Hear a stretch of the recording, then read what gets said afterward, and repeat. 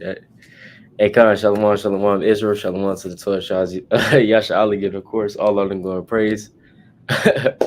Unto the Most High God, Yahweh, in the name of His only begotten Son, Mashiach Yahweh Shah, with the world refers to as Jesus Christ. He is the Savior of the nation of Israel.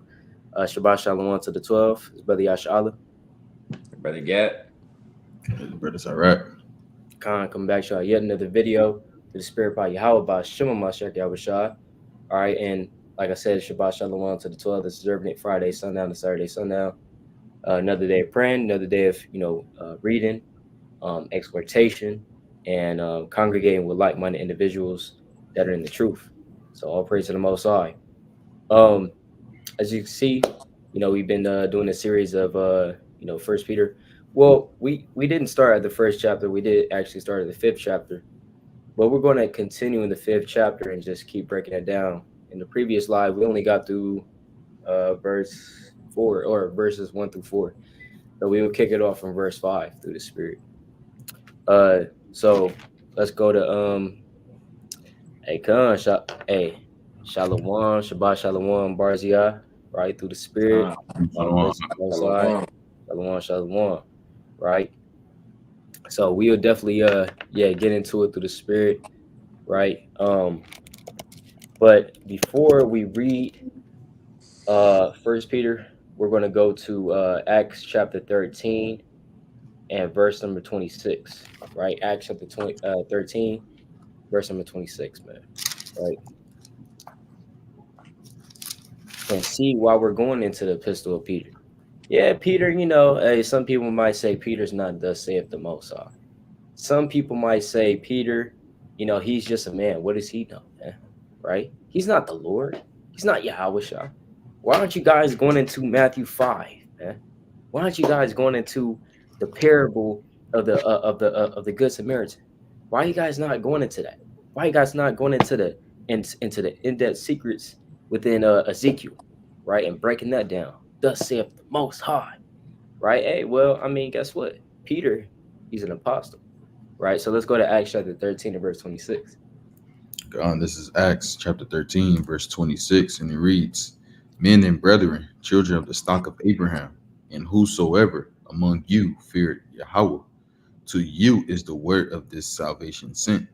Right.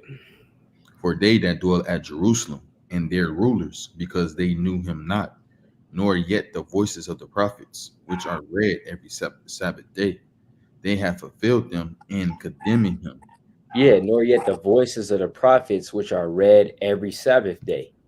Right now, in this case, of course, they're not talking about Peter, James, John, Bartholomew, Andrew, Paul, right? They're not talking about these men, right? Because when Paul was walking around doing his ministry, he didn't have in his back pocket the book of First Peter, or the epistle of Second Peter, or the epistle of First John, Second John, Third John. He didn't have these epistles when he was walking around. So essentially, these prophets that's being mentioned is actually the prophets of old. Some might call them the major prophets, including, Isaiah, Jeremiah, Daniel, Ezekiel, right? And then the minor prophets, the 12 minor prophets, right? Including Habakkuk, Nahum, right? Jonah, Zechariah, Haggai, Zephaniah, and etc., right? Hosea. So those are the examples of the minor prophets. So these are the prophets that they're talking about, right? Now, since we're living in so-called 2024, we're looking from 2024, the time in which this was written, the Acts of the Apostles, was 2,000. So we're looking at them as the prophets as well. Peter was a prophet, right? Paul was a prophet. And since now, because wisdom has increased pursuant to the book of Daniel, chapter 12, we now have their epistles with us. We have their words with us, words of wisdom and wise words, good words and comforting words, as it says in the book of Zechariah, chapter 1 and verses 13 on down. So we're able to go into these epistles. We're able to go into it and analyze it and break it down, right? And take wisdom from it, because Peter, he was the rock of the church, right? So let's get that as well. Peter being the rock of the church. because that's what we have to understand. Peter, he's able to tell us what this is and that isn't. He has the Spirit upon him. Right. Let's go to Matthew chapter 16 and verse number 17. Right. Let's go to Matthew 16, verse number 17. To the Spirit. This is St. Matthew chapter 16, verse 17.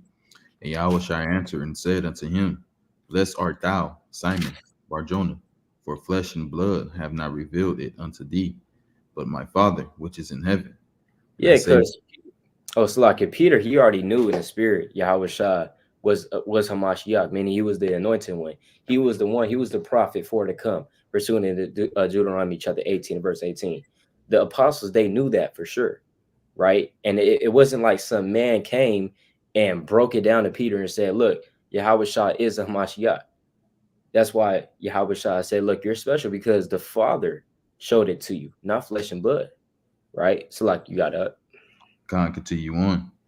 Verse 18. And I say also unto thee that thou art Peter, and upon this rock I will build my church, and the gates of hell shall not prevail against it. right. So meaning what? Peter meaning what? Stone, right? Because when you go into that word for stone or rock, it's Petros, right? As you can see, Petros right here, right? So it says Peter, a rock or a stone. So he was the rock, meaning the foundation of the church. Now the great foundation, which is the ground, that's Yahweh. And pursuant to 1 Corinthians chapter 3, Yahweh was that foundation that no man can lay, right? Then that which is already laying, which is Yahweh. All right. But upon Yahweh was Peter, right? He was that main rock.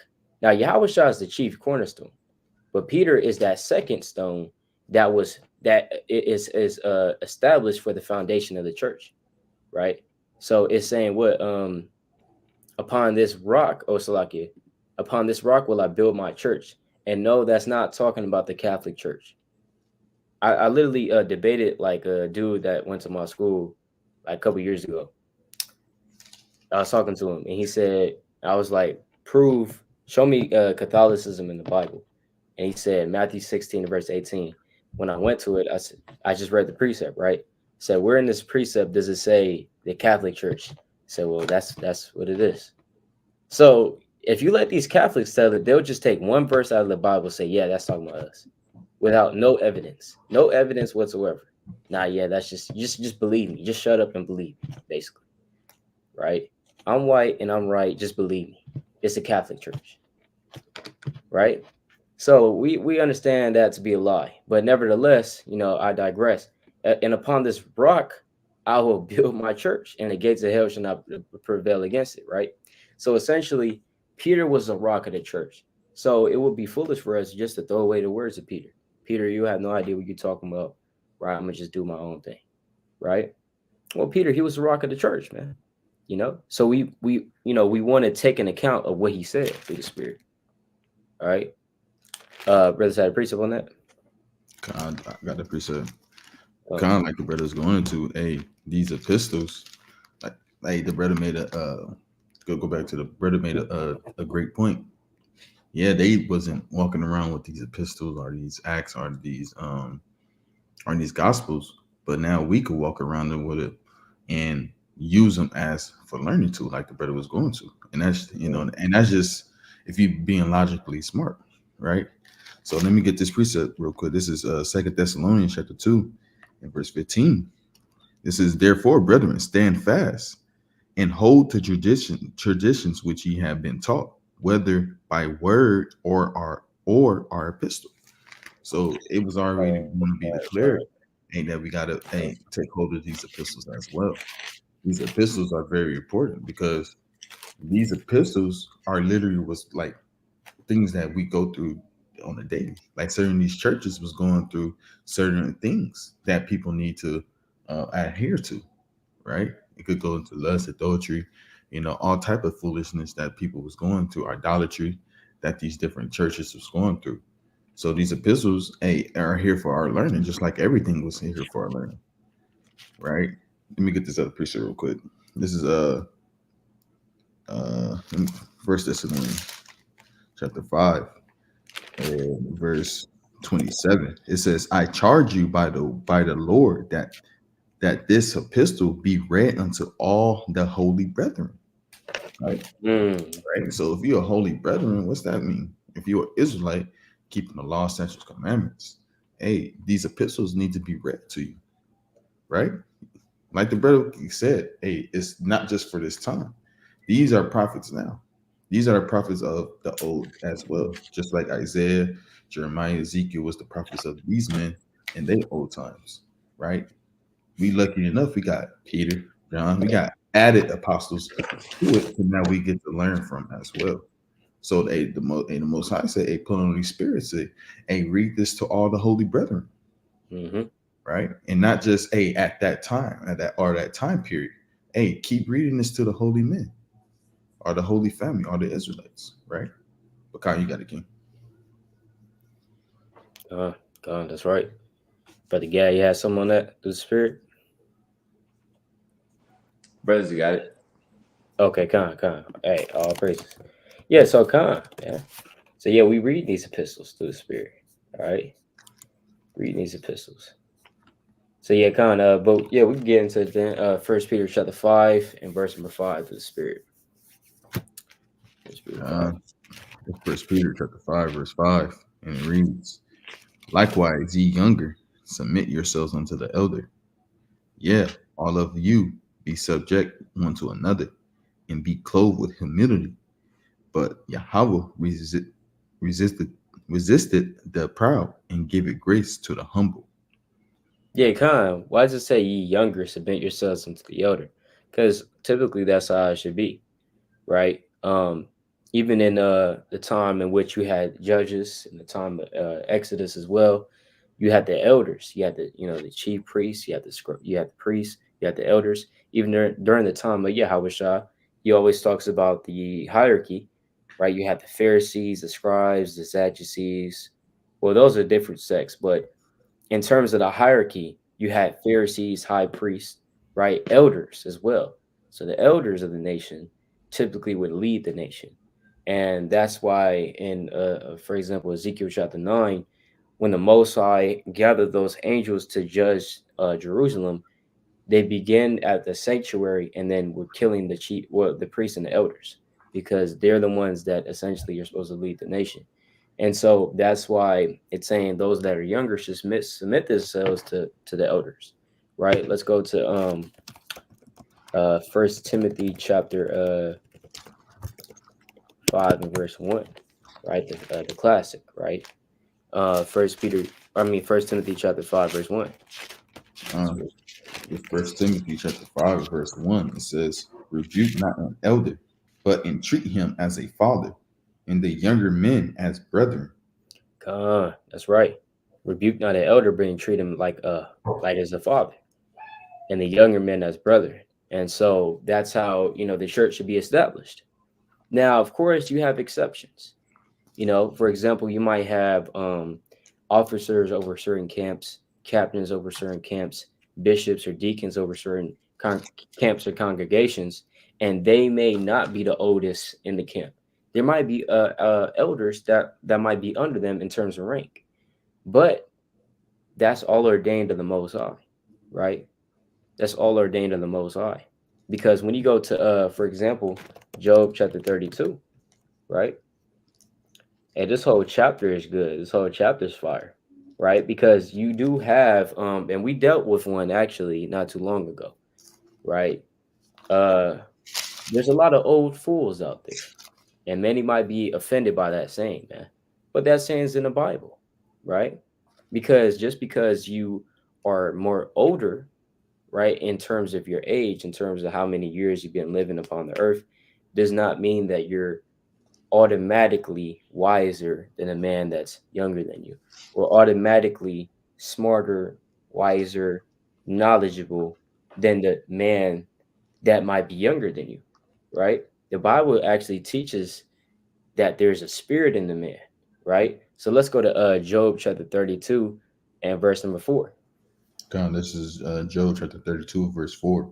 Now Elihu, who had waited till Job had spoken, because they were elder than he, When Mm-hmm. Elihu saw that there was no answer in the mouth of these three men, then his wrath was kindled. And Elihu, son of Yeah. Bar- Barachilla, the Buzite, answered and said, I am young, and ye are very old. Wherefore I was afraid, and durst not shew you my opinion. I said, days should speak, and multitude of years shall teach wisdom. But Right. there, So it's like it typically, because this is an example of younger person giving respect to the elders, and that's what Peter is talking about. Giving respect to the elders, right? In fact, when you go back to 1 Timothy 5, Paul talks about what? Giving the elders double honors. You know what I'm saying? But essentially, Job is, or it's like Elihu, who was the younger in the crowd. He's saying, well, I mean, I'm gonna just let them have the conversation. They're older. They must know more.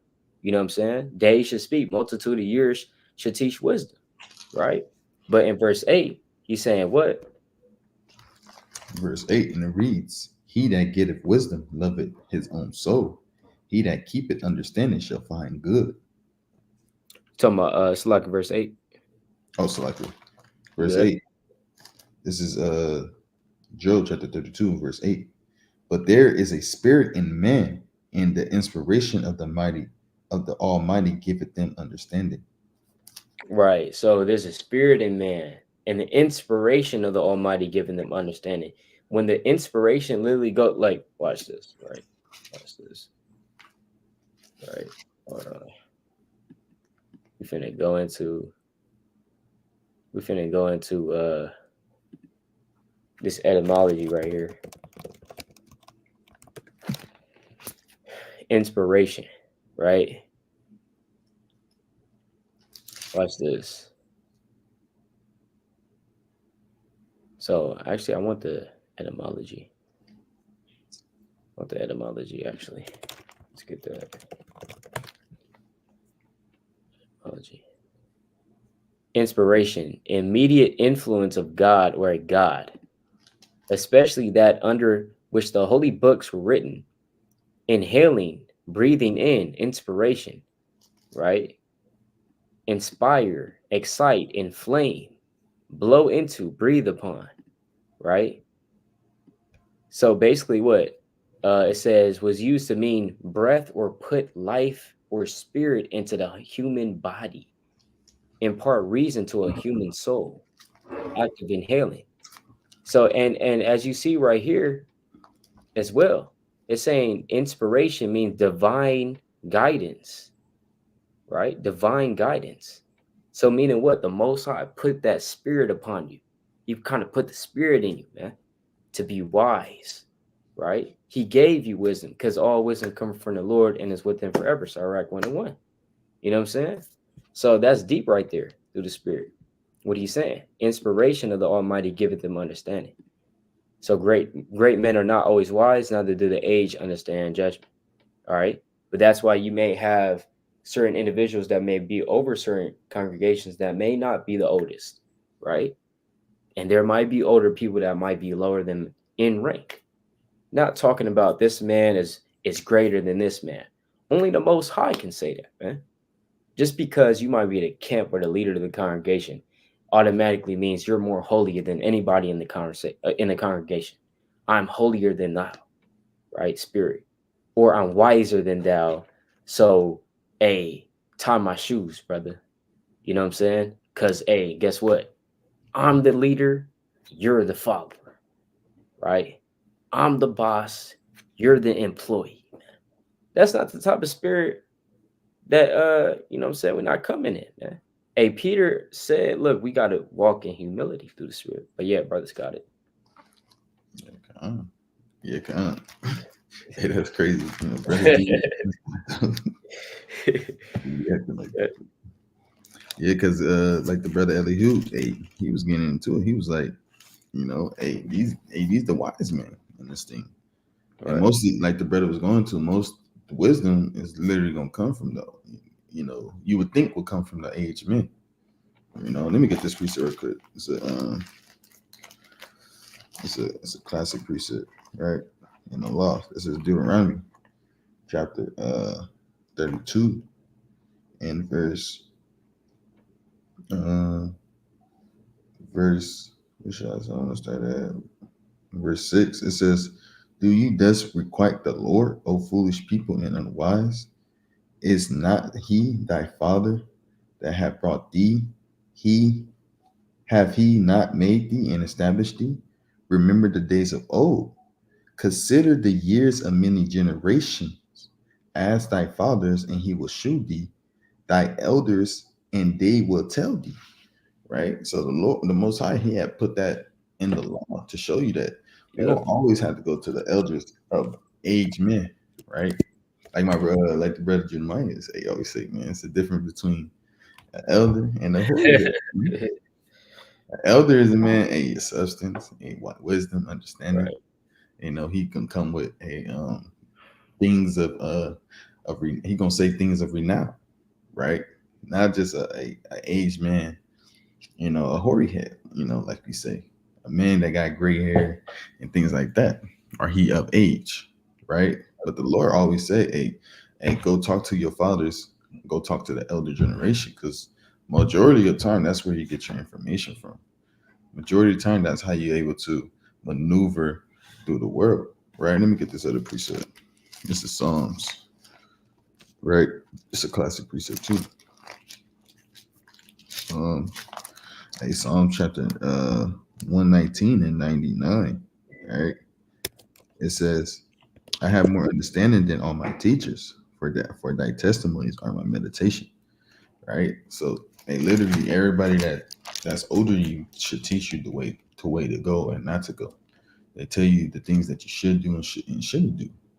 Right? And that's a great teacher, that's a great elder, that's a great person that you should follow.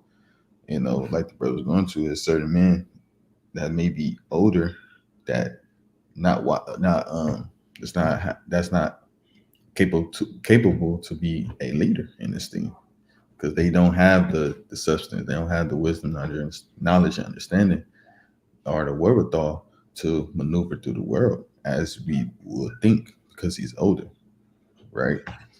Let me get this precept real quick. This is First Timothy chapter 4 and verse 12. It says, "Let no man despise thy youth, but be thou an example of the believers in word, in conversation, in charity, in spirit, in faith, and purity." And, you know, that's plain. Hey, don't let nobody take because you're younger than them that you don't know certain things. If you're younger than them, but the spirit, like Elihu say, hey, the spirit, man, it's all of the spirit. That's why some people, some young men, they be like, oh, that's an old soul, because he moved at a aged man. He moved as like he'd been here before, right?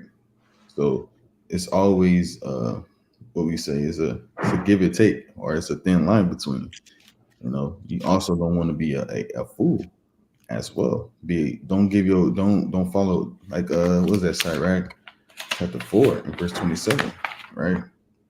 Hey, don't be an underling to a fool, right? So you don't want to be an underling to a fool just because he a hoary head, he an aged man. If you know what's right from wrong, the Most High give you the spirit, which is the wisdom, knowledge, and understanding.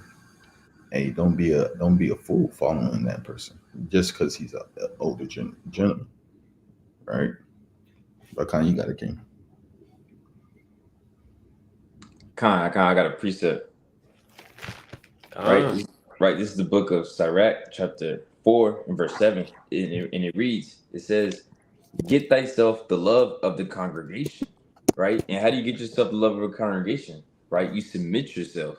Right, you don't come in the congregation and you just puffing your chest out. You kind of submit yourself. You're a listening ear. Right, you're being humble. Right, because what we're going into, the Lord said, likewise, ye younger, submit yourselves unto the elder. Right.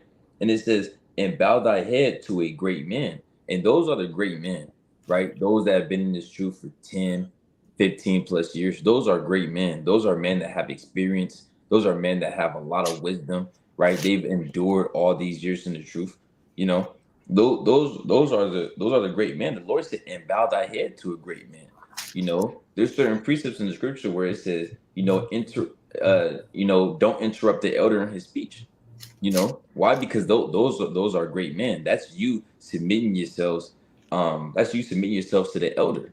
You know, you submit yourself to the elder. You coming in humble. You listening. You're not just saying whatever you want to say. You kind of got to watch the way you even like the way you talk around some of these elders. You know, because a lot of these elders just like when they're speaking, hey, you kind of don't want to say much. You want to a kind of just listen, right? Because they're going to teach you wisdom, right? They're going to teach you a lot of things that you may not know, because these are the elders that are in the truth. Just because a man it has fringes on, also as well, he has gray hair in his beard. That doesn't make him a great man, That doesn't make him a elder, But brothers got it. Uh, hey man, that's right, man. That's right. See, that's those are good precepts, brothers pulling. Now I want to get this precept as well on that. Let's get Sirach 32. Mm-mm. Okay. I'm gonna bring this out real quick.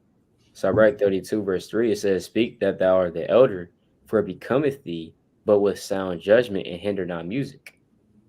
So, this is going into like the master of the feast. But yeah, typically, the master of the feast will be the elder. So the elder, he has certain responsibilities, man. You know, the reason why, as the brother is saying, the reason why we bound our ear to him, the reason why we're listening to him, the reason why, we're taking heed to what he's saying is because he should know what to do, right? He should know what to say, right? If he has wisdom, he should declare. So as the elder, he's also supposed to be the master of feast as well. It says, "Speak that thou art the elder, for it becometh thee." Meaning, you should do that, but with sound judgment. So the elders, they're held to a certain responsibility. Now, as you know, as the brothers is quoting Judah, just because you may have gray hair upon your head, especially in this truth, man. You have brothers that's elders, and they don't necessarily have gray hair. They're not 60, 70 years old, but they're still pronounced the elder. And for example, let's take Elder Priest Zabak, man. That brother, he's been in the truth almost 30 years, right? Doing this work faithfully. So yes, he's very well an elder, man, both in age and in terms of how long he's been in the truth, and enduring, you know. So, whenever he speaks, hey, guess what? I take heed, man. Our brothers kind of take heed, because guess what? It becomes of him. Man. He has sound judgment, right? So I'm gonna skip down to verse 7. Speak, young man, if there be need of thee, and yet scarcely when thou art twice asked. Let thy speech be short, comprehending much in few words. Be as one that knoweth, and yet holdeth his tongue. If thou be among great men, make not thyself equal with them. And when ancient men are in place, use not many words. Right. So you don't want to become, kind of like a fool before the elders. Right. You just yapping before the elders. Right. During that time, that's not really comely, to yap amongst the elders, right? So, but yeah, come on, all praise to the Most High. Now, I also want to get another precept, Ecclesiastes chapter 4, verse 13, right? I'm gonna read this out. I'm bringing this out real quick in the KJV first. I'm gonna read it in a different translation. Better is a poor and a wise child than an old and foolish king who will no more be admonished. So I'm gonna read that in a different translation to kind of get, the plainer English. NIV. Better a poor but wise youth than an old but foolish king who no longer knows how to take heed to heed a warning. Or the NLT, it is better to be poor but wise youth than an old and foolish king who refuses all advice. Right?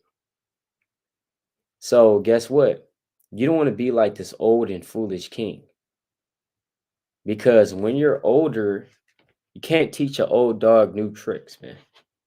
Right? So guess what? When you're older, you're more stubborn, right? Ah, yeah, you seen you know we all dealt with older people people, right? They don't want to change. They're cool how they are, and most of them, right? I'm not gonna say all. They're cool how they are. It's hard for them to change. They've been living a certain way, thinking a certain way, speaking a certain way, walking a certain way most of their life.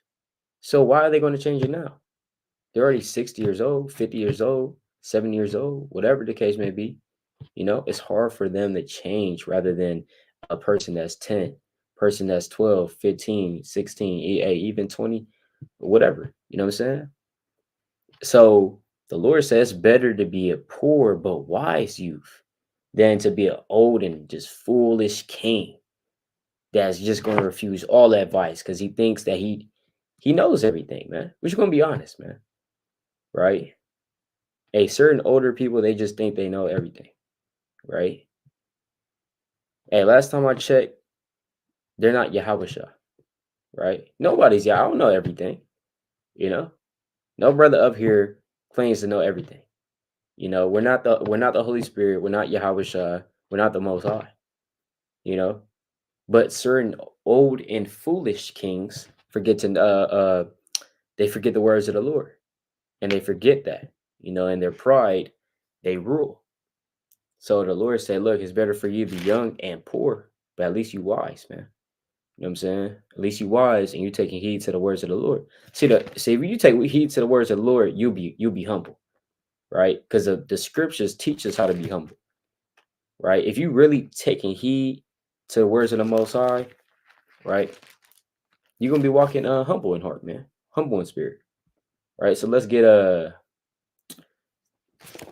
back to First Peter chapter 5 verse 5 and just read that precept one more time, right?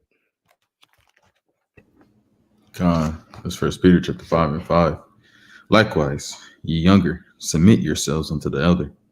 Yeah, all of you be subject one to another, and be clothed with humility.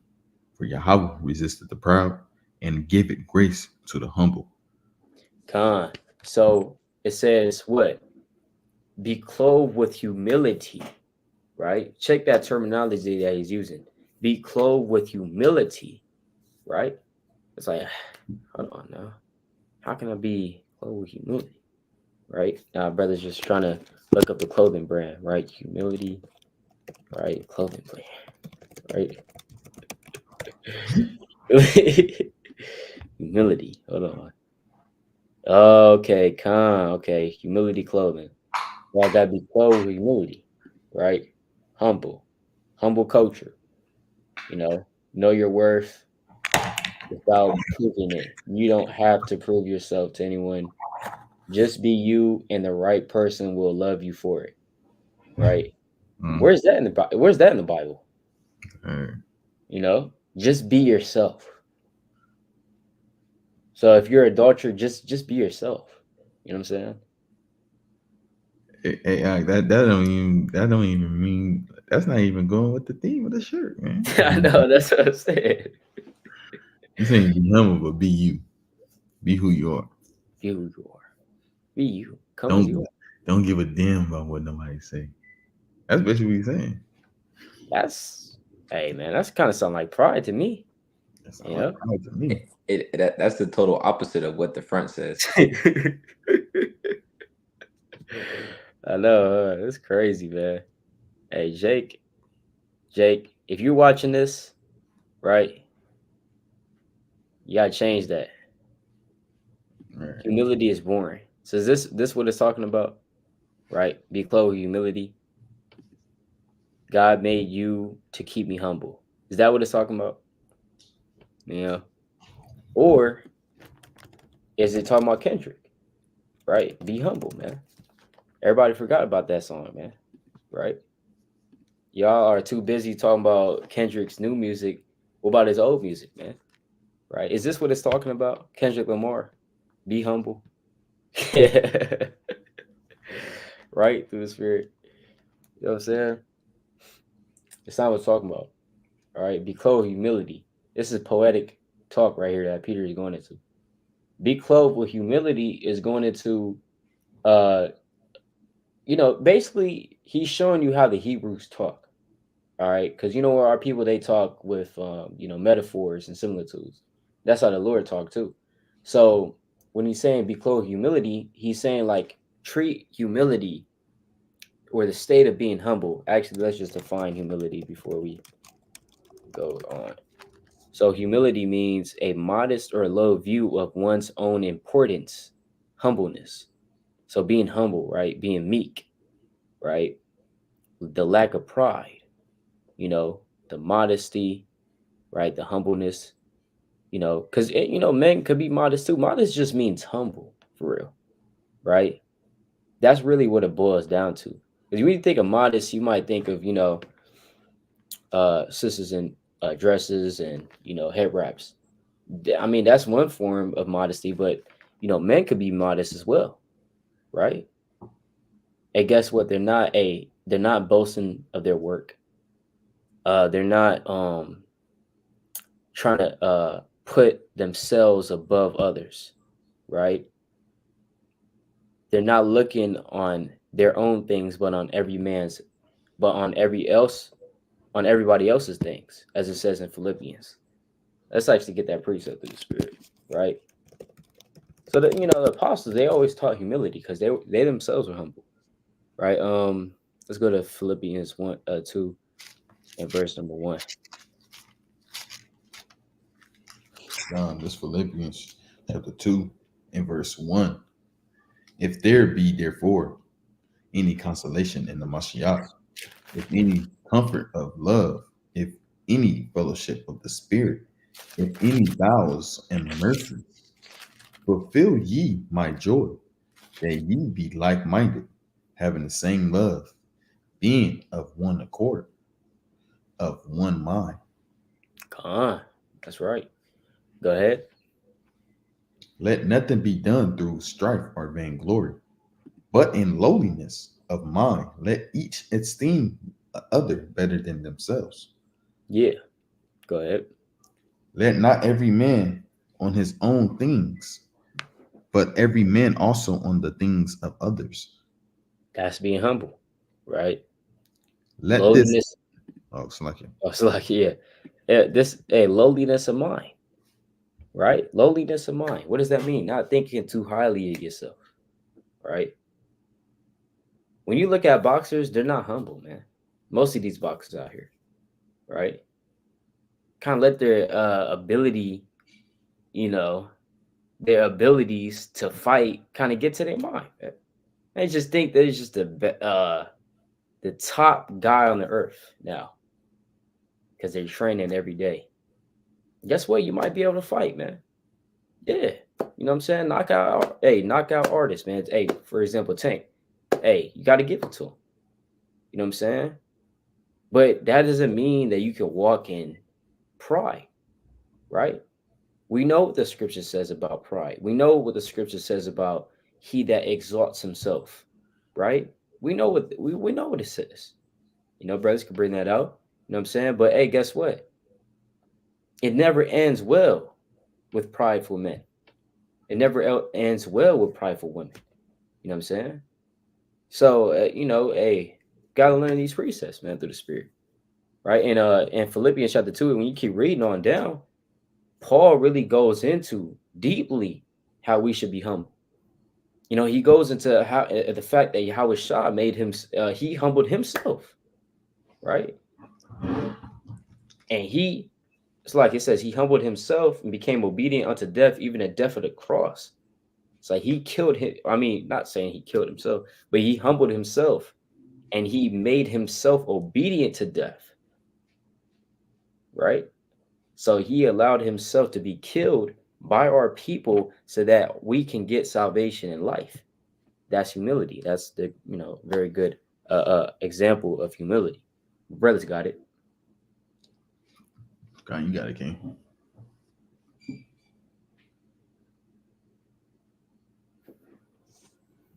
Brother guy, something? Lie. Oh, okay, come on, right? So let's keep going on that. Let's go to Matthew chapter 23, right? Let's see, Matthew chapter 23 and verse number 12, right?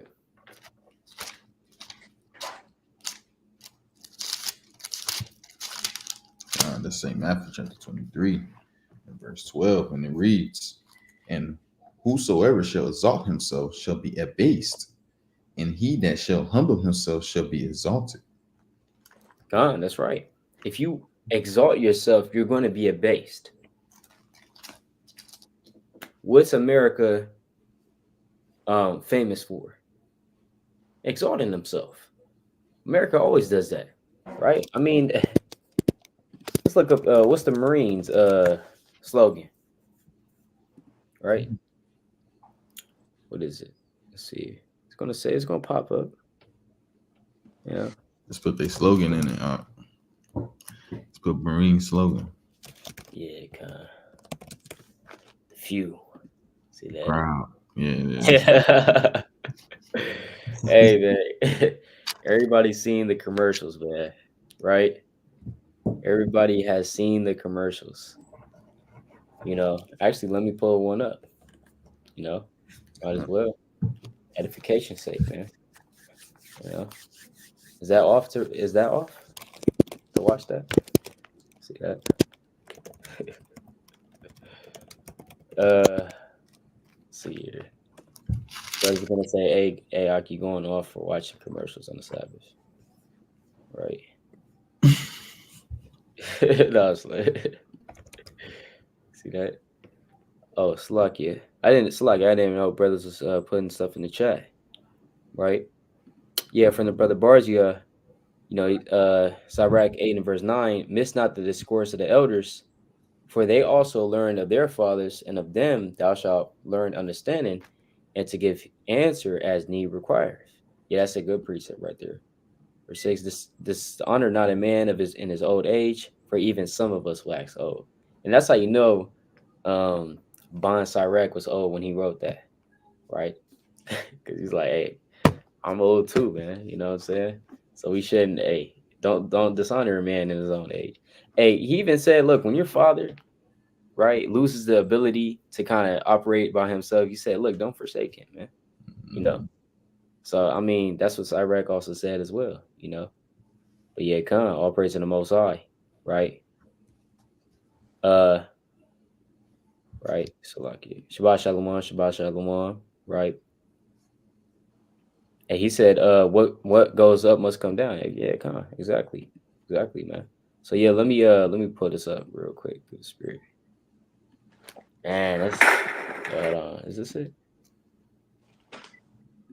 I got a precept after you, King. Okay, come on. So yeah, I'm gonna play a little bit of this.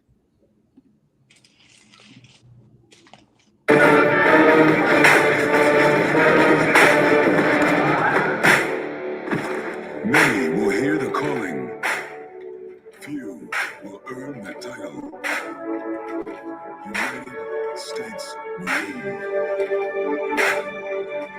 The few, the proud, the Marines. Yeah, So it says the few, the proud, the Marines, man. Right. That's the slogan of the Marines. I mean, that's the United States. So it's no doubt that America is a proud nation, right? Let me look up American pride, right? Let's see what pops up. Yeah, So this, I mean, hey, this is the essence of America, man. American pride. Even that Salaki, even the eagle. Why they use the eagle so much, man? Yeah. If you know the characteristics of an eagle, the eagle is very proud, and he very haughty. You think nobody could deal with him, man. So they use the same animal that characterize and how they really feel about themselves. It's the bald eagle, a symbol of privacy.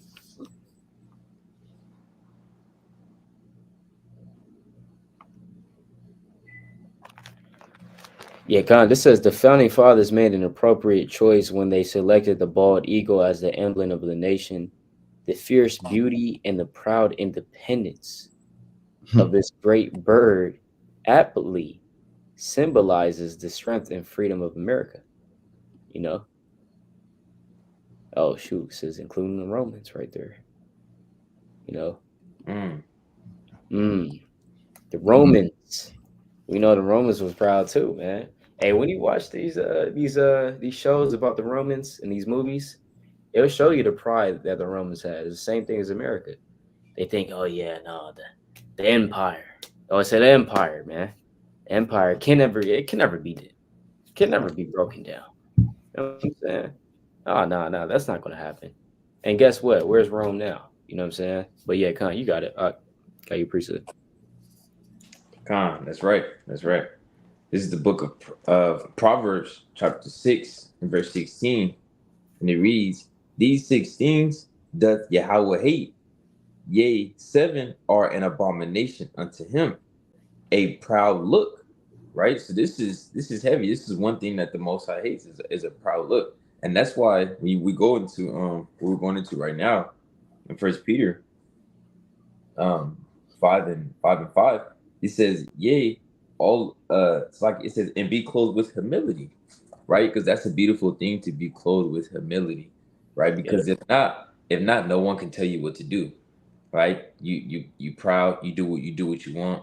No one can stand against you.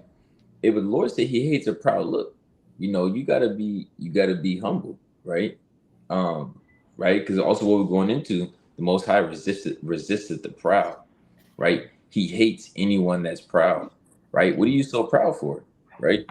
You nothing but dust and ashes, you Mm-hmm. know, right? Right. Your breath is in your nostrils. There's nothing for you to be proud about, right? So you gotta humble yourselves, you know, But brothers got it. I got a precept. This is this is St. Matthew 5:5, a classic precept, right? This is St. Matthew chapter 5, verse 5. It says, blessed are the meek, for they should inherit the kingdom. And the Lord said, blessed art the proud, blessed art the haughty, blessed art the clamorous woman, they gonna inherit the kingdom. No. Hey, the Lord said, hey, be humble, man, be meek. Glamorous woman. Right? Right. He said, hey, be humble in this thing, man. Right? Right. Don't be with your neck stretched all out, man. Think you somebody that you're not, man. Because last time I checked, a lot of people's like that, man. Especially in this truth, man. They get a little knowledge, and their chest is poked out. Even the Lord said that, man. A wisdom, a puffed up much, man. Right? Hey, so we gotta be humble in this thing. Remain humble at all times, because the Most High can easily cut your light off, and now what? You don't know a damn thing just because you thought you was somebody in this truth, even in the world. So hey, the Most High say, hey, blessed are the meek, that you inherit the kingdom of heaven. What kind you got a king? Gone. Nah, that's right, man. That's right. And the brother Barzia, you said, "Hey, speaking from experience too." You said Marines really used to be crazy like that. Like they'll unalive you, right? That's why they were so proud. But now they washed up, weak as hell, but still proud. Yeah, nah, that's right. Yeah, they always moved in pride, man. You know, they've always moved in pride. And as the brothers is going into, that's why they move. They move according to or as the word would say, the spirit animal. What's your spirit animal, right? Remember people used to say that. Man, the spirit animal of America is the eagle, man. Right? Because the eagle, what's that precept in Job, man? You know what I'm saying? Right? Let's get that one through the spirit, man. Right? Oh, I'm going the wrong way. Right, I'm trying to find this real quick. Job, chapter 39 and verse number 25. right? It says, um, yeah, it says he saith among the trumpets, ha ha, and the hell, and he smelleth the battle afar off, the thunder of the captains and the shouting. Doth the hawk fly by thy wisdom and stretch her wings toward the south? Doth the eagle mount up at thy command and make her nest on high? So does the eagle? Do you basically what Job is saying? Do you? It's like this is the most high, but he's saying, hey, look, do you tell the eagle what to do? You know what I'm saying? Does she listen to you, Right. or does she do what she wants, man? Right? Hey, guess what? If the eagle wants to eat, it's gonna get its prey. It's gonna get that mouse that's running on the ground a mile away, and it can see it from a mile away too. Hey, even the fact that when you look at, for example, Esau's technology, right? Is it the F1? Hold on. Okay, the F-15. So, for example, right, you have the F-15s. So the it's lucky F-15. It's called. Wait, hold on now. It's called the F-15 Strike Eagle. You can't make this up, man. You literally cannot make this up. McDonnell Douglas F-15E Strike Eagle. Is that us saying that? This is them. They called this the Eagle, right? And even when they, did the so-called moon landing. Kind. I was just thinking that. Yeah, see that? Hey, the Eagle is landed, The eagle is. right? It's crazy, right? So you literally looking at, let's see if it's not gonna play sound. This is YouTube. Oh, it's lucky. Let's see. Let's see if they have F-15 fighter jets or I'll put the Eagle there. Let's see here. Toughest planes in the world. Yeah. Most people think 401ks are a retirement tool, but in fact, your 401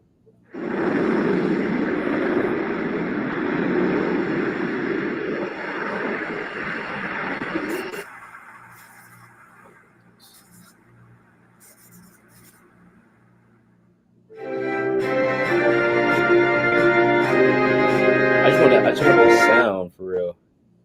But basically, you go into Esau's technology, man. Hey, guess what? He has tons of these. You know what I'm saying? Dropping bombs like that. I really just wanted the sound. Hold on. Fighter jet sound. They can even break the sound barrier, man. That's how fast they are.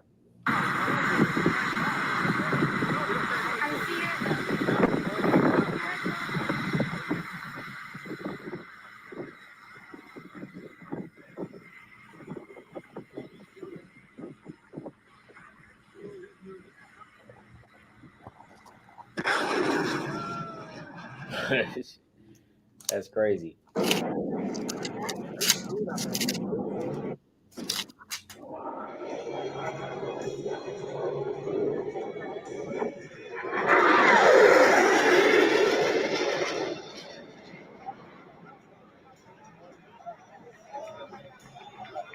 Yeah, man. Hey, guess what? They're going really fast. All right. Let's see. Top speed. Oh shoot. No, let's see here.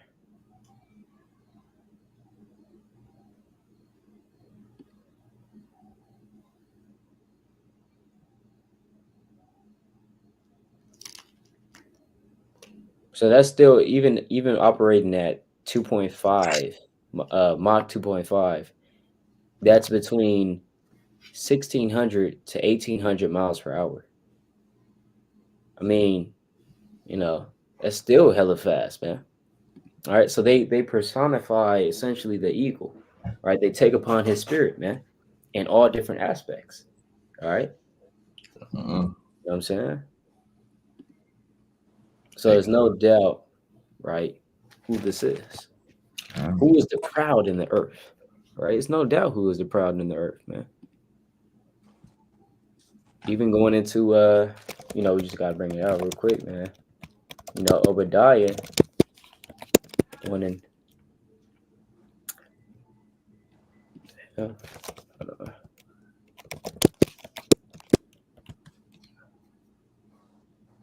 yeah, let's go to Obadiah 1:3. All right. Obadiah chapter 1, verse 3. The pride of thine heart hath deceived thee, thou that dwellest in the cliffs of the rock, whose habitation is high, that saith in his heart, who shall bring me down to the ground? So that's what Esau says in his heart. He dwells in the cliffs of the rock, and the sky rises. His habitation is high. I mean, he likes to dwell in caves as well, right? But it says, who shall bring me down to the ground? Yeah, that's what Esau says. Who shall make war with me, man? Who's going to bring me down to the ground? When you talk to a lot of Edomites, they don't believe America's going to be destroyed. I talked to one Edomite. Oh, we were actually talking to one Edomite from West Virginia, actually in Long Beach. I was talking to him, right? And he actually, when I was bringing it out, it's because he didn't believe it, right? But I was bringing it out to him, and he even get triggered. I was bringing out the fact that, hey, guess what? Your judgment is in this Bible, man, right? And he was like, okay, well, I was like, he didn't really care for real. That's because he doesn't believe it. But when he was walking off, he was like, because when we said America is going to be destroyed, he said, bring it on. So he really doesn't believe it, man. He really doesn't believe that his nation is going to fall, right? So it's lucky. You remember that Friday in LA, the Friday camp. The Edomite said, sign me up. The brother said, you going into captivity. He said, sign me up. Sign me up, right? Crazy, man. The pride of Esau. It's crazy, man. You just brought out Obadiah 1 and 4? 1 and 3. Okay, you could have kept reading on that. Yeah, come on. Keep reading. You could have kept reading on that thing. Because he even went into it. Yeah. It's up like an eagle, man. Better say you left some food on the plate. God. Hey, Obadiah 1 and 4, right? To the spirit. It says, though thou exalt thyself as the eagle, and though thou set thy nest among the stars, thence will I bring thee down, saith the Lord. So yeah, as brother said, there's more stuff on there. But yeah, you exalt yourself as the eagle. So who is Esau today? There's no doubt that that's the so-called white man, right? He exalts himself as the eagle. He sets his nest among the stars. He wants to go to Mars, hence Elon Musk. He wants to go back to the moon, man, right? Or actually, so-called, right? He wants to discover the stars. Amos chapter 9 talks about that, right? But they climb into heaven. You know what I'm saying? Hold on, let's get that real quick.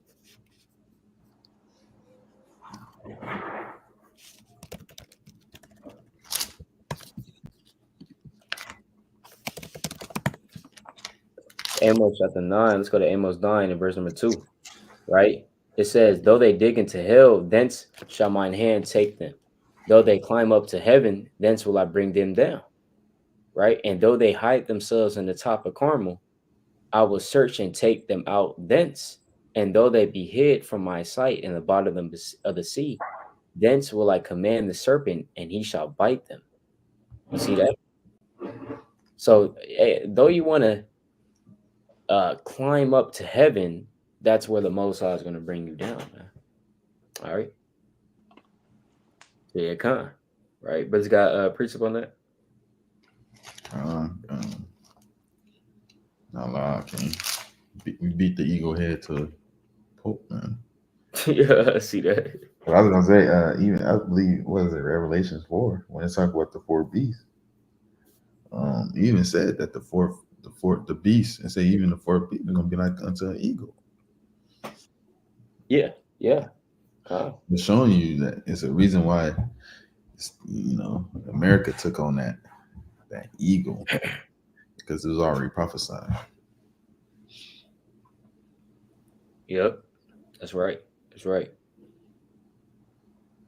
Yeah, and I got to get some on that clove with humility because I don't know how we got to the see that's how the spirit go, man. You know what I'm saying?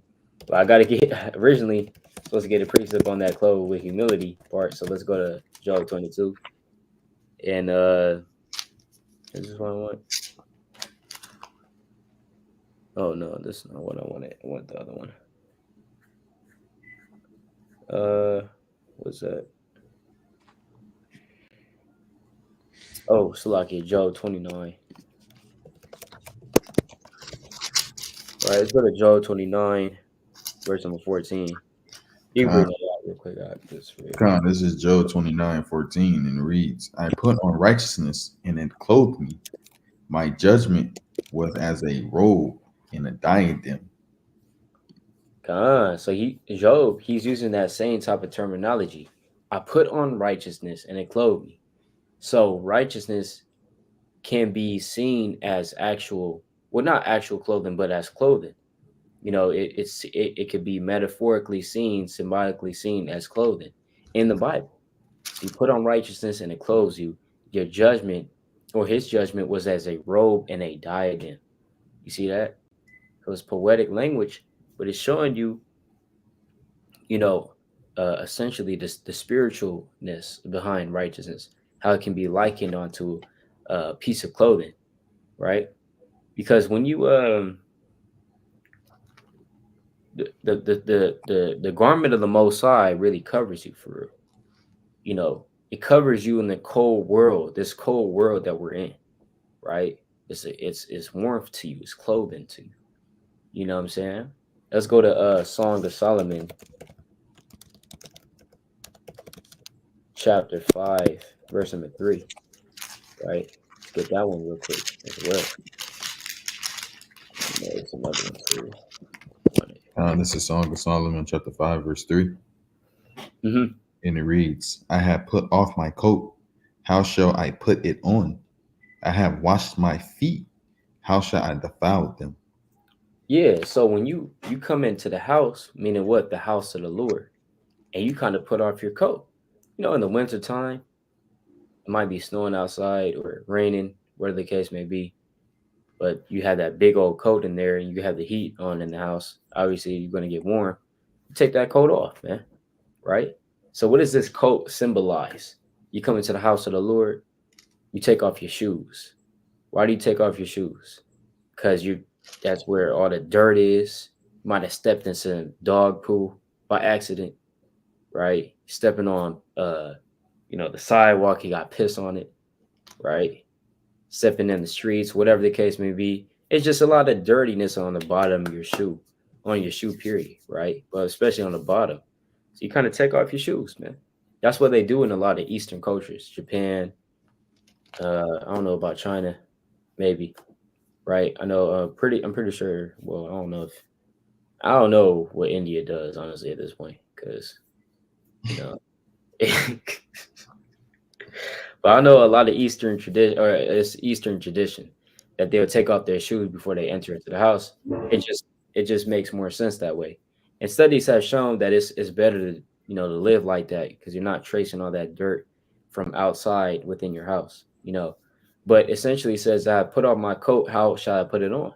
So you take off your shoes, you take off your coat, right? Meaning what? Your older garment, your older spirit. When you come to the truth, kind of put off your old man. And the Lord is saying, how shall I put it back on? Right? I have washed my feet. And so you washing your feet, right? Meaning you're washing your steps. Wherewithal shall a young man cleanse his way? By taking heed thereto to the word. That's how you cleanse your way. So you kind of cleansing your feet through the precepts. It says, how shall I defile them? Right? So let's go to just let me know if brothers had a precept, let's go as well to another one. Oh yeah, come Mark chapter 10, verse 48. Oh yeah, so let's go to Mark 10. We'll start verse 46. All right.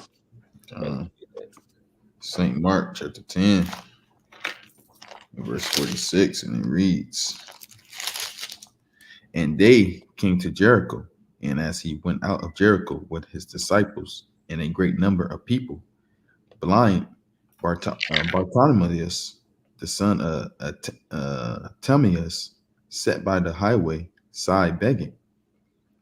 And when he heard that it was Yahushua of Nazareth, he began to cry out and say, Yahushua, thou son of David, have mercy on me. And many charged him that he should hold his peace, but he cried the more a great deal, Thou son of David, have mercy on me. And Yahushua stood still and commanded him to be called. And they called the blind man, saying unto him, Be of good comfort, rise, he called thee. And he casting away the garment, rose and came to Yahushua. See And that? Yahushua, So Salakia, this man, he's blind, right? So he came and Yahushua was calling him. And so when he came up to Yahushua spiritually, he threw away his garment, man. Right? Now, this is actually on a physical level, but you can look at it on a spiritual, right? He came to Yahushua, he cast away his garment, right? Because guess what? The Lord, he's going to give you a new garment, kind of like sometimes you may have to throw out old clothes, right? It's the color is fading away. You washed it like a million times. Might be some rips in there, some stains that's just not really going away for real. Maybe some bleach kind of got on it a little bit, so now it's just that you can't even get that out, those things. It has this everlasting perpetual smell you just can't get out, no matter how much detergent, what kind of detergent. You could use Tide, you could use Glad, you could use you know Tide Pod, Downy. It's like you said, what? Tide Pods. Yeah, Tide Pods. You can use whatever, man. It's still not coming out. So that's when you kind of might have to retire this shirt. You know what I'm saying? So yeah, so hey, just like how you might have to throw away old garments, man. Guess what? He threw away his old garment, which is his old spirit. You know what I'm saying? Let's keep going.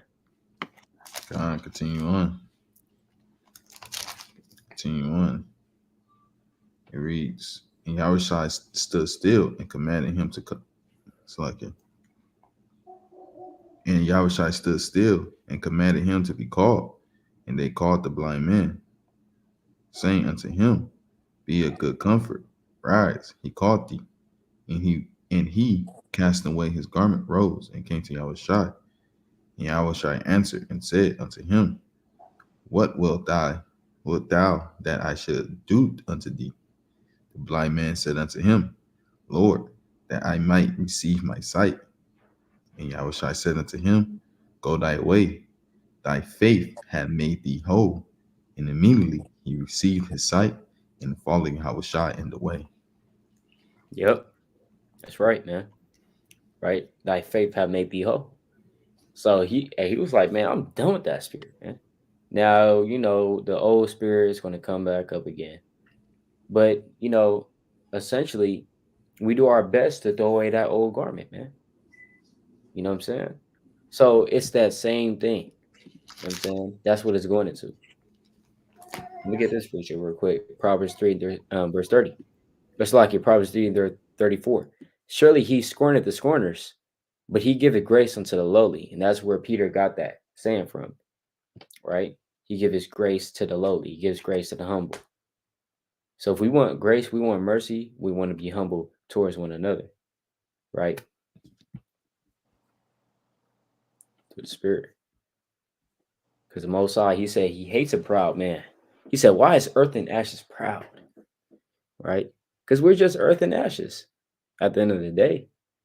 Yeah, our women, they might be proud, but they have fake eyelashes. Talking about in the world. Fake eyelashes, fake hair, right?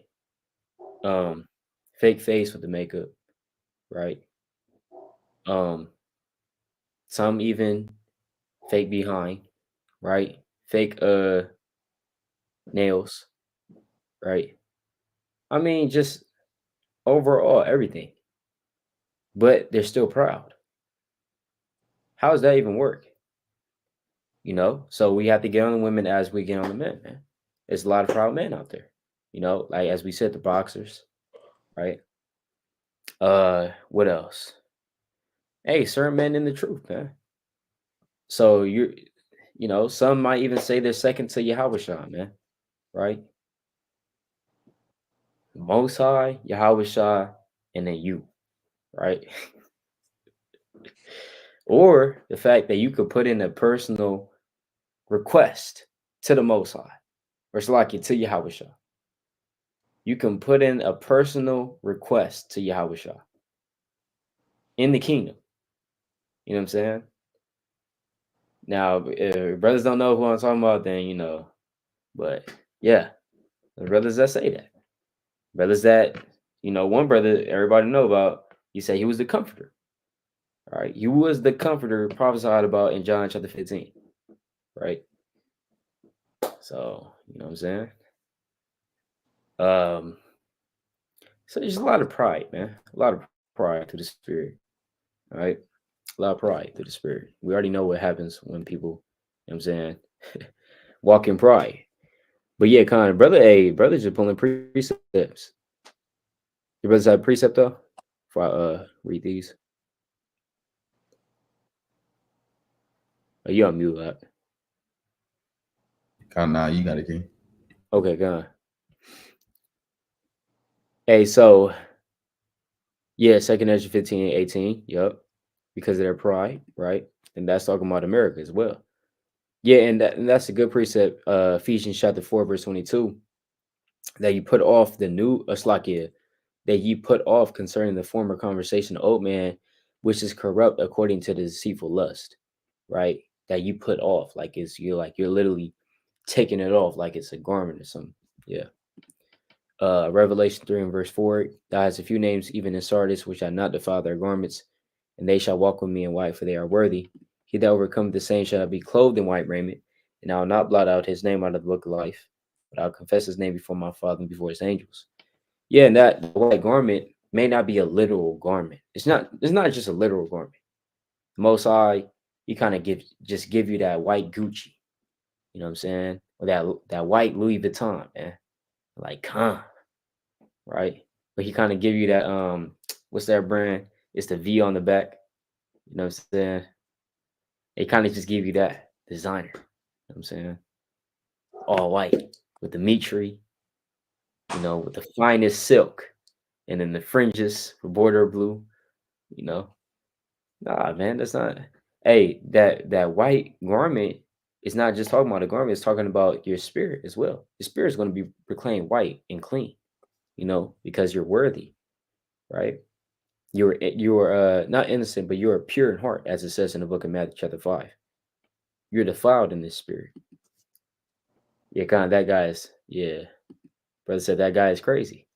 I was watching it live, man. The brother said, I'm gonna put in a request personally to Yahweh that in the kingdom it's only gonna be ISUPK rappers, right?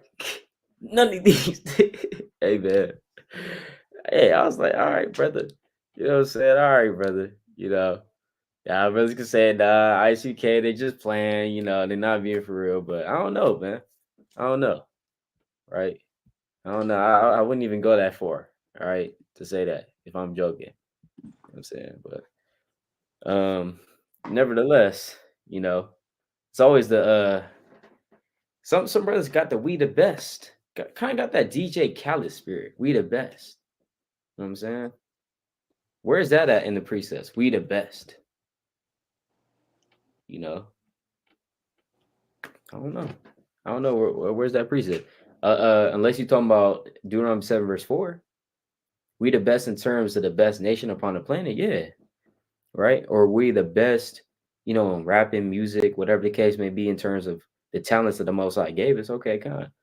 But we the best. You trying to compete with other brothers in the truth, like it just in an ungodly manner, right? But Salakia, going back to First Peter chapter 5, uh, yeah. So we should read verse 6 through the Spirit. God, this First Peter chapter 5, verse 6. It reads, humble yourselves, therefore, under the mighty hand of Yahweh, that he may exalt you in due time. Right. So yeah, I mean that's same thing he was going to. God. Continue on. It says, casting all your care upon him, for he careth for you. Hey, that's right, man. Casting all your care upon him, for he cared for you. This is a mighty precept for real, though. All the anxiety, the frustration, right? The stress. Get the actually the translation. NOT, give all your worries and cares to God.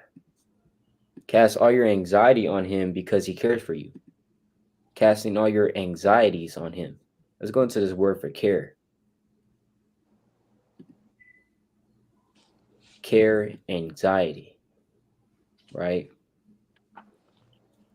That's what it's going into. Anxiety, the care, anxieties, right?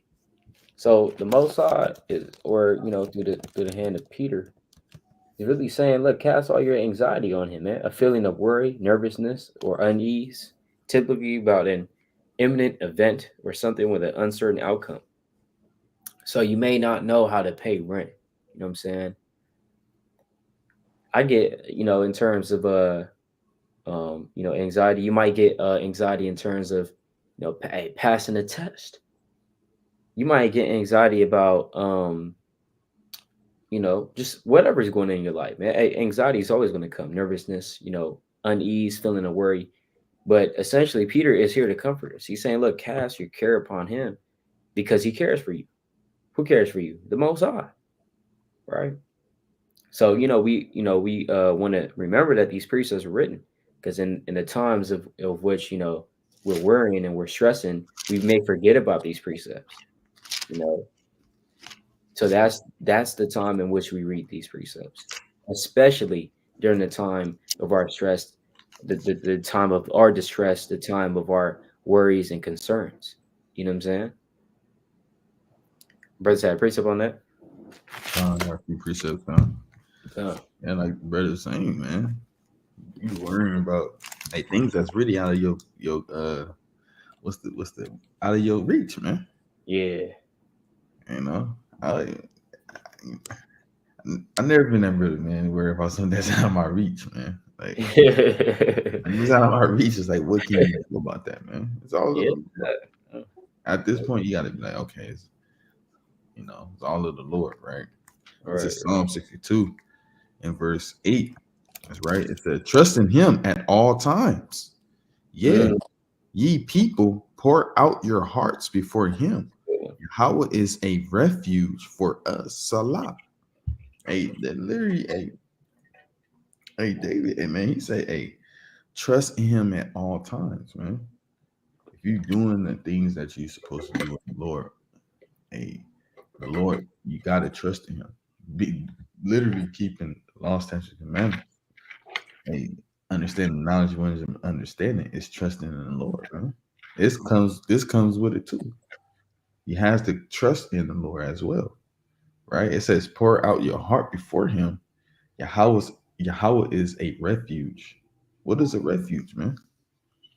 What is that? What is a refuge? I know you hear about the refugee camps.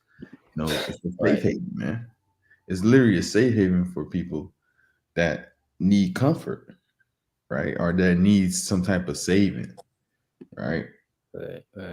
Right, brother, finna build up the definition, right? What it says: a condition of being safe or sheltered from pursuit, danger, or trouble, right? Shelter, protection, safety, security, asylum, sanctuary, safekeeping, right? Yeah. A safe house, Yep. right? It's literally a safe house. The Lord is your safe house.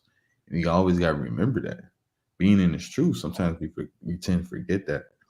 Yeah, we know we in this mortal body, and we in this world of Esau world, and the land of the eagle, you know, anything could go. But we also got to remember the Most High, He's our refuge, He's our fortress, right? He's going to protect us at all costs, especially if you're doing the things that you're supposed to do through the Spirit, right? I got two more precepts. St. John, St. John chapter 14, right? Chapter 14 and verse 27, and it reads, "Peace I leave with you, my peace I give unto you. Not as the world give it, I give unto you. Let not your heart be troubled, neither let it be afraid." Hey, the Lord said, "Hey, peace I give it to you. Peace I leave with you." Right? Hey, so you gotta have peace in this thing. You can't have be walking around with what is it, anxiety and what's the other one? People depression and what's the Yep. other they be people walking around be saying they got now? 90. But all these things that Esau claimed to be you gotta take pills for now. I got depression pills. I got anxiety pills. These are Yeah. all spirits, man. Yep. Spirits that the Most High, that he already created. But of course, Esau he used it to push his agenda. But the Lord said, I peace I leave with you, my peace I give unto you." Right? He said, "Not as the world give it, because the world can't give you a damn thing. Give unto you, let not your heart be troubled." Your heart can be in a troubled state. Your heart gotta be on your heart, which is your mind also has gotta be on the Most High Yahweh, why Yahweh Shai, the things that he said to do, and he also he said trust in him. Cast all your burdens upon him. Right? It says neither let it be afraid. Right? So that's how we gotta move in this thing. You think that the Most High don't know that this world is corrupt and you might be going through certain things and you need rest. Now, certain things are put into certain in places for certain things, right? That's my last piece. So let me get St. Matthew chapter 11 and verse 28. It says, "Come unto me, all ye that labor and are heavy laden, and I will give you rest." Right? And he said the Lord know that, we got a heavy lot being in this captivity, man. It's a heavy lot just being in America, man. It's a heavy lot just waking up every day. Yep. And, right? You heavy laden, you labor all week, sometimes 6 days a week, sometimes, you know, in this world, some people work 7 days of the week, man. They don't get no rest, man. Don't get no type of care for the society. Right? Money come in, money gotta come right back out. Right? But your spirit, it's always gotta be tended on the Lord. The Lord is gonna give you that rest. The Lord is gonna give you that comfort, right? So, that's what we gotta do. Gotta keep the Most High and give your burdens unto Him.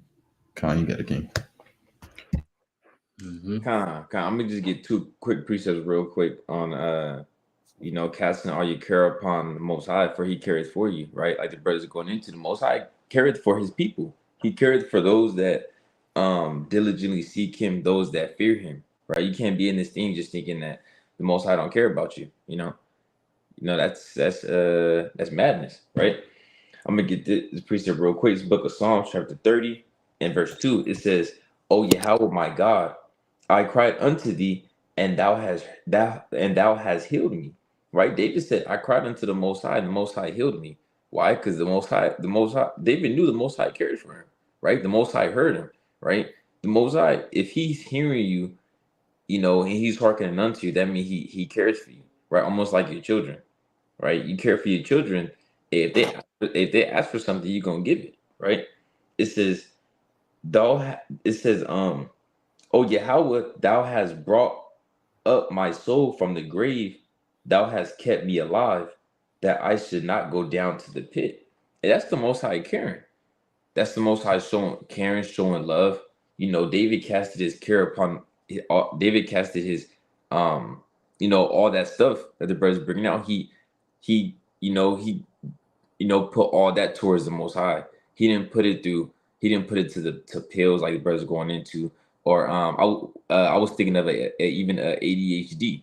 People out here with ADHD. David put all that upon. He cast all that upon the Most High. Right. I'm gonna get the classic in Sirach chapter 2, and I'm gonna start at verse 10. It says, "Look at the generations of old and see, did ever any trust in the Lord and was confounded, or did any abide in his fear and was forsaken? Or whom did he ever despise that called upon him?" Right? Right. And the brother the brother Barzia, one of his favorite precepts is Romans 15:4. For all these things that are written for us, all these things are written are for us. It's like, let me not butcher it. Let me get it real quick. It just came to mind. Um, Romans 15 and verse 4, it says, "For whatsoever things were written aforetime were written for our learning, that we through patience and comfort of the scriptures might have hope." So, you reading that scripture, cast all your cares upon the Most High, for he cares for you. And you kind of thinking like, you can't say, when did the Most High ever care about us? When did the Most High ever care about our people? Why would I cast my care upon him? What can he do for me? You look at the generations of old, right? And you see that the Most High always cared for his people. He always cared for those that abided in his commandments, for those that trusted in him, for those that believed in him, right?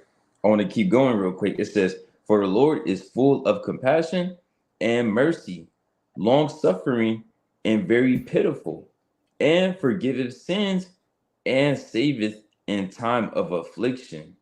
Right? See, a lot of brothers don't go to that next verse. You gotta go to that next verse, because that verse 11 is heavy. Now, if that's not the Most High caring for you, then I don't know what is. Right? But with that, brothers got it. Come, man. That's right. That's right, man. Yeah. Looking at the days of old, man. Looking at the days of old. So yeah, and the brothers are bringing out good precepts. I want to bring out I think the brothers are Salaki Bargia bringing out precepts. He said just talking to my rib about that First Peter, and see that was the spirit, man. Gad kind of threw up the yeah, he kind of threw up the thumbs up, man. Let me see if it does it. I don't know if it's gonna do it for me though. Let's see, I don't know. But hey, that's the spirit. It says, just talking to my rib about that First Peter 5:7 earlier. This my favorite precept for yeah, no, Con. So plain and so powerful, man, through the spirit. First Peter 5:7. And a lot of people, they might look over that precept. They might just be reading because you're really thinking of this. No, we gotta slow down. We gotta look at that precept, man. Because that precept, it might prevent you from committing the sin. That precept, it might prevent you from going off, right? You kind of read that precept and then you're comforted. Well, I'm just cast this upon the Lord, man. You might be stressed. You kind of open up the book and then that precept pop up. Might just throw this to the Lord, man. And many times brothers have to do that. You kind of stress in your mind. You stressing yourself out in your mind. You kind of, you know what? Just throw that to the Lord, man. A lot of times brothers have to do that. Matthew 6:25. Therefore I say unto you, take no thought for your life, what ye shall eat, what ye shall drink, nor yet for your body what ye shall put on. Is not life more than meat, and the body more than raiment? Out of the words of Yahweh himself.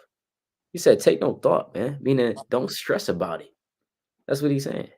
Don't be stressing about it, man. It's more to life than just eating and drinking and clothes. Because you might be stuck in that that working spirit, and in that getting to the bag, getting to the things of the world spirit, man. To where, hey, guess what? You kind of overlook what life really is about, man. Or what the life that the Most High gave us, I should say.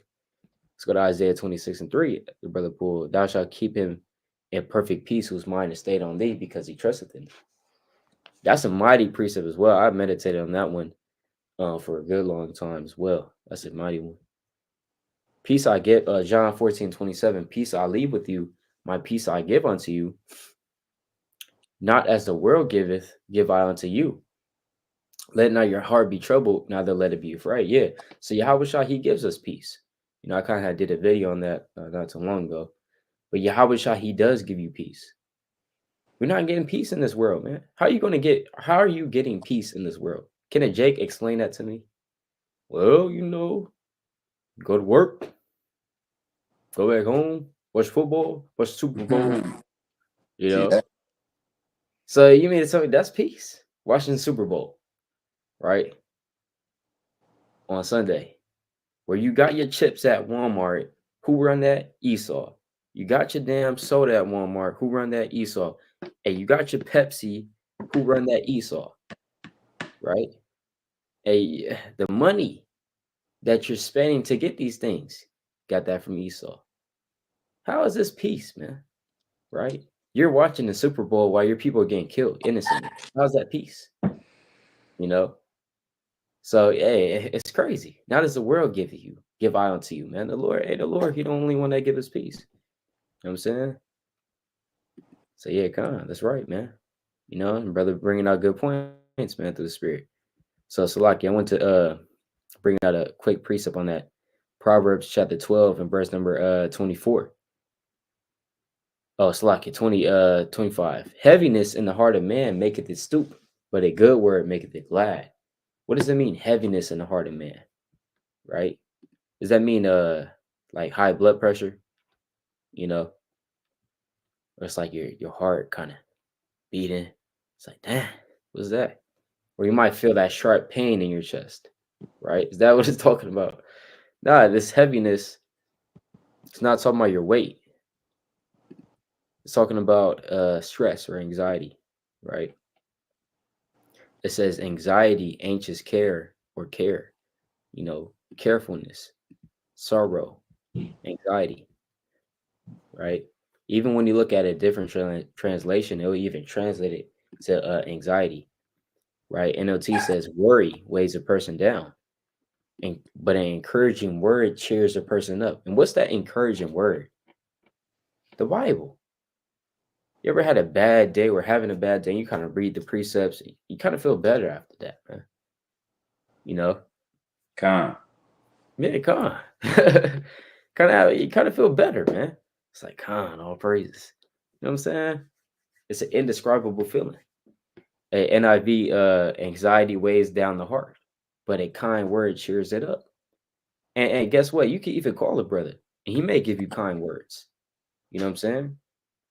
It's like, hey, all praises. And you kind of feel a little better in the spirit. Because the Lord can also speak through that brother. He kind of gives you kind words or encouraging words. You know, and the Lord can speak through your rib. She kind of gives you kind words, comforting words. You know, that's why she's there as well, to be your comfort, for real. You know what I'm saying?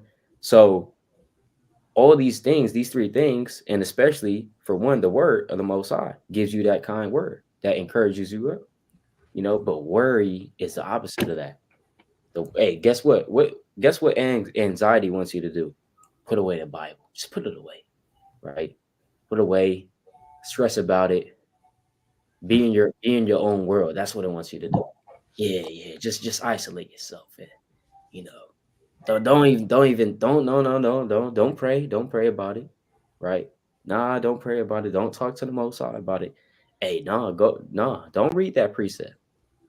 That's what Satan wants you to do, man. So you can stay in your anxiety, so you can stay in your worry and your stress, you know. So he can kill you for real, because stress can kill you for real, man. You know, they say stress is uh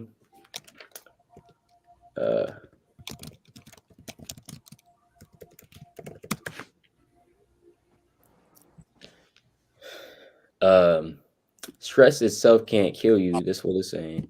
But over time, it can cause damage that leads to premature death, right? You can live longer if you had less stress in your life. See that? It says, uh, following physical signs may indicate that stress is negatively impacting your health. Increased tension, jaw clenching, right? That's that gnashing of the teeth. Arrgh, gnashing of the teeth. See that? Increased pain, right? You might get headaches. You might be so stressed that you get a headache. You know? Right. So like I think when I'm mistaken, I think that's how you can get a blood clot in your brain. Mm, see that? There you go. Kind of see the veins. You know what I'm saying? Your head. Yeah, no, come on. Yeah. Increased soreness. Kind of wake up, wonder why you're sore. You didn't even do any exercise. Man. Stressed out, man. The stress shorten your lifespan. It says people whose bodies age faster will likely live shorter lives. Many factors affect longevity, and the Yale research indicates that chronic stress can shorten one's lifespan. You know, you might see certain individuals, they have gray hair at 30 years old. You know, it's like, damn. Now, sometimes it's genetics, but other times it's because you've been stressing out a lot. And your hair might start falling out. That's a number one. Um, that's the number one sign. A lot of people talk about. At a young age, when typically people don't really lose a lot of hair, kind of losing hair. You know, because you're stressing. You have chronic stress, as they say. You know, so the Bible already taught us that we should mitigate our stress, and the Bible is teaching how to do it. Right, reading the words of the Lord. There's even physical ways to do it too, like exercise and taking a walk. Um, you know, there's other ways to mitigate stress as well. But hey, the number one thing is the words of the Most High. You know, be your kind. Right. So casting your care upon Him, for He care for you, man. All right. Time. Where are we at on time? Okay, kind of 37. We keep going for a little bit more, and then we'll well, let me see. See that we kind of reached this, so know what that means. New context. So yeah, actually, we're gonna kind of end it right there because we don't want to start the new context and then not get to verse 9. All right, because then that'd just be. So yeah, we're going to end it right there in terms of the First Peter chapter 5. Did brothers have any other precepts on that? Okay, Con. Right. Okay, Con. All praise to the Most High. I did want to bring out just one more in terms of the humbleness. Is this the one I wanted? I'm not Con. This is 138. Yeah, Con. I'm bringing out Psalm chapter 138 and verse 6. Though the Lord be on high, yet he have respect unto the lowly, but the proud he knoweth from far off. So he has respect unto the lowly, man. When people say, God is not a respecter of persons, right? He's not a respecter of persons. First of all, you don't even know what that precept means for real. But respect unto the lowly, meaning that guess what? He honors the lowly, man. He wants to bring those that's lowly upon the high horse. For example, it's more easier to extol a man that doesn't extol himself rather than a man that extols himself. You don't want to be around that proud man. It's just kind of like disgusting, bro. I'm the greatest. No, that's me. I'm him. It's like, all right, brother. what I'm saying? All right, brother. The Lord said, don't trust in a man whose breath is in his nostrils. He breathes just like how you breathe, man. His heart beats just like how your heart beats. He has to go to sleep just like how you have to go to sleep. You know, he's not the Lord, man. All right. Verse number 7. Though I walk in the midst of trouble, thou will revive me. Thou shalt stretch forth thine hand against the wrath of my enemies, and thy right hand shall save me. The Lord will perfect that which concerneth me. Thy mercy, O Lord, endure forever. Forsake not the works of thine own hands. Yeah, Khan, all praise to the Most High. Right. So with that, we're going to bring out closing precepts through the Spirit. Right. Con, Closing precepts through the Spirit. Con. This is the book of Matthew, chapter 24, and verse 44. And it reads, Therefore be ye also ready, for in such an hour as ye think not, the Son of Man cometh. So, like we're going into First Peter chapter 5, you got to be ready. You got to be ready to cast your cares upon the Most High. You have to be ready to be humble. You have to be ready to submit yourself unto the elders, right? Submit yourself unto Yahweh Bashim Yahushai. Because in such an hour as ye think not, right, the Son of Man coming, right? But with that, I digress. Khan, that's right. That's right. Yeah, it's a mighty precept, right? This is 2 Timothy chapter 3 in verse 4 and verse 16. It says, all scripture is given by inspiration of Yahweh and is profitable for doctrine, for reproof, for correction, for instruction in righteousness, right? Hey, just like we breaking down a pistol, man. Like some brothers may say, hey, it's not the words of the Lord, man. But all scripture is given for inspiration of Yahweh, right? It's profitable. And just like how we literally broke this down, man, through the spirit, man, it was profitable. Brothers need to hear about taking heed to the elders, not just being underling to certain hoary heads. Understand the difference between an elder and a hoary head, right? Being a righteous young man to the elders, right? Knowing when to speak and not to speak. A lot of these things, being humble, being meek, right? Not being proud, not living by the Marines code, man. Right. So all these things, it was all scripture is given by for inspiration of Yahweh, and it's profitable for doctrine, for reproof, and for correction, for instruction in righteousness, that the man of Yahweh may be perfect, thoroughly furnished unto all good works. And that's what we're here to do, man. Trying to get furnished with righteousness, clothed with humility, and all the fruits of the spirit, man. Lord willing, this was a mighty video for edification's sake as well. God. Man, that's right. That's right. That's right, man. I'm gonna bring out through the spirit, right? It's the book of Sirach, chapter 50. Sirach chapter 50 and verse number 27.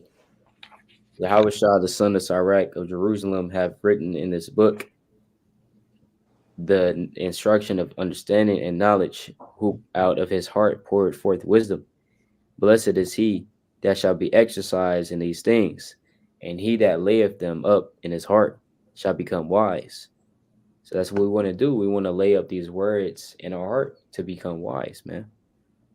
For if he do them, he shall be strong to all things. For the light of the Lord leadeth him, who giveth wisdom to the godly. Blessed be the Lord forever. Amen. Amen. All right. So with that, all praise to Yahweh Ba'ashem, Hamashiach Yahweh Shah. Lord willing, this video was edifying through the spirit of the Yashala. Brother Gad. Yeah, brother, it's all right. Back to yet another video of the spirit by Yahweh Ba'ashem Yahweh Shah. Shabbat Shalom to the 12. Hey, the water for all that been tuning in. Hey, the water, Barzia, fire precepts as always to the spirit. All praise to the Most High. Right. It's good to hear from the brother. Shalom. Hey, Yashala. Shalom. Shalom. Come on.